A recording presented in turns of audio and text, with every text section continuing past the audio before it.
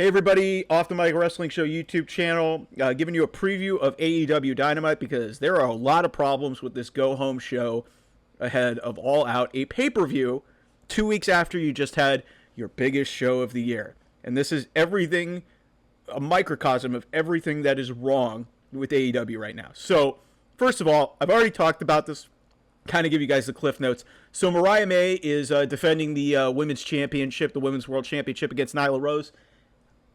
I'm willing to suspend a little bit of disbelief in understanding, okay, Nyla Rose is a former women's champion, but again, Mariah May just had this long, drawn-out storyline. She just knocked off Toni Storm, who maybe is one of the best women's champions in the history of that company. Unbelievable character work, unbelievable title defenses throughout, and she got this goofy black and white television star gimmick over, which is really a testament to her ability. And what I complain the most about in AEW is their lack of development of characters. This is one that hit a home run. So you knock her off at All In, your biggest show ever, as per Tony Khan, that's what he said, and you're just giving a title match away to Nyla Rose on free television, not even building to it. That's my problem with it. I'm not going to go the route of, some people on the internet who are being dipshits and just trying to insult Nyla because she is transgendered, but she's a woman. She's a woman. Let's get that out of the way.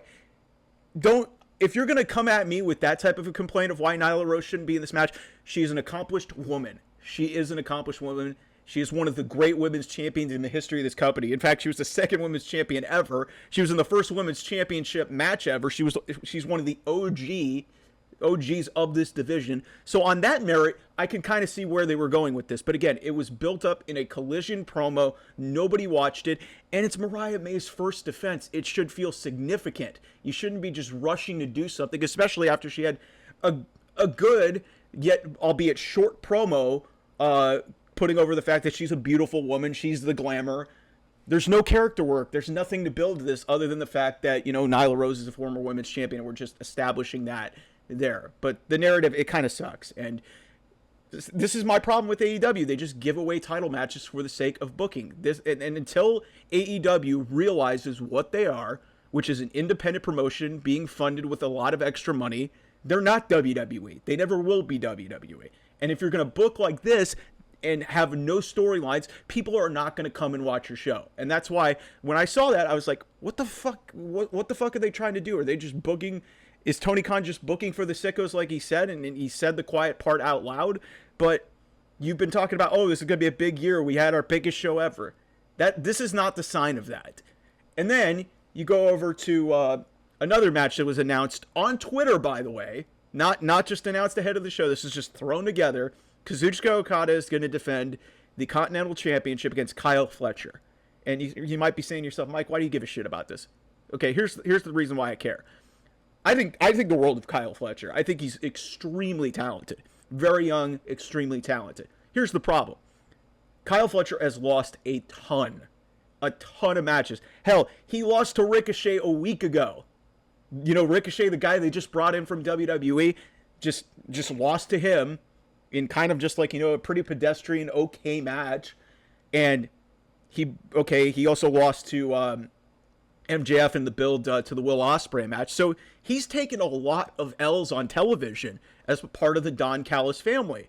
So why should I care? And then he's getting a championship match against Kazuchika Okada, who's like seemingly going through the motions at like 25%. And this is supposedly the best wrestler in the world, who just got away in a really good match with Claudio Castagnoli right before All In. So why is Kyle Fletcher getting the match here? Because he beat Tomohiro Ishii on Collision on a show that nobody watched? You gotta book to try and get people to watch your show, not assume that they watch television. This is why AEW is sinking right now. And then you have a match that I would be willing to kind of, dismiss a little bit of belief. You've got the trios champions in Wheeler Yuta, Claudio, and Pac going up against Kyle O'Reilly, Orange Cassidy, and Will Ospreay in a six-man tag or trios matches. I have to call it trios matches in AEW because that's just the way they do it. They call three-ways triple threats. It's all weird.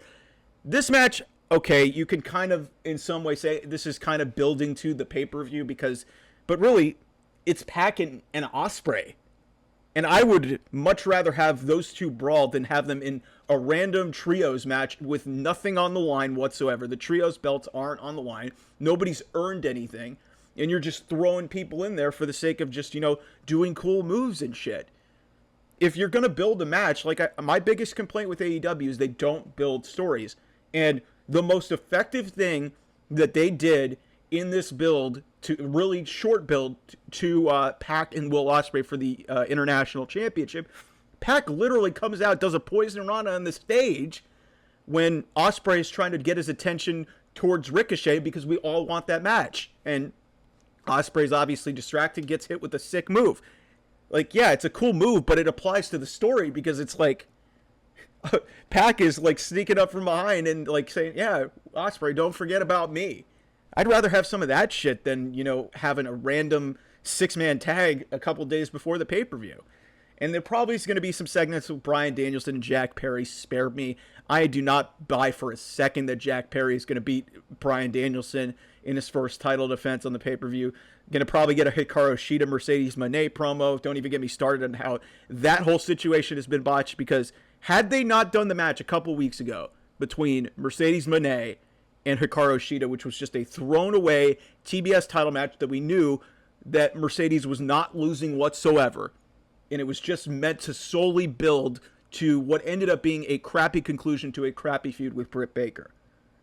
The fact that they're doing this again 2 weeks later on pay-per-view, it's almost like stealing money at this point. So, again, admittedly, some of these matches will be good, but why should I care is my problem. And until AEW stops lying to itself, stops paying attention to WWE and saying that they're on the same level, look at the numbers, look at the metrics, they're full of shit. Again, this is an independent wrestling promotion operating on a much higher budget because Tony Khan is willing to just throw away all of his money and throw it on superstars and wrestlers who want creative control and everything, and he wants to be buddy-buddy. And like CM Punk said, this is not about making money. This is about, being buddy-buddy with your friends and not even running it for a business sake. And until AEW wants to be, and if they want to get taken seriously, they've got to go back to their roots of what they were, which was, all about, compelling angles and compelling storylines in the ring and outside of the ring. Where's the Hangman Page arc from early AEW? Where's that story with Kenny Omega? Where's all of the stuff in Kenny Omega's title reign? Hell, even some of the early Chris Jericho stuff was okay. Now you've got him just doing this bullshit learning tree stuff. Where is the roots of this company? Because I look at this card going into a pay-per-view, and this is just a microcosm of everything that is wrong with this place. So, look, I'll watch it, obviously, and give you guys my reaction here on the channel, but I'm not optimistic. There will be admittedly good matches, but like I said, you're going into a pay-per-view. The goal of a go-home show is to sell me on why I should watch the show. And in anything that I listed to you right there, none of that has virtually any impact outside of that trios match, which shouldn't be happening, because what does that do for anybody else in that match? They're just in there. They're just throwing people on a show for the sake of that. What does it do for Ospreay and Pac? I'd rather see them get physical and brawl and not have to be in a match, or maybe have Ospreay potentially cut a promo. Pac's actually a decent promo himself. Why not try to sell it that way? I just don't get it. I just really don't get it. So stop lying to yourselves, AEW. You're not on WWE's level, and until you admit to yourself what you are, which is, like I said, an independent promotion on a higher budget, nobody's going to take you seriously.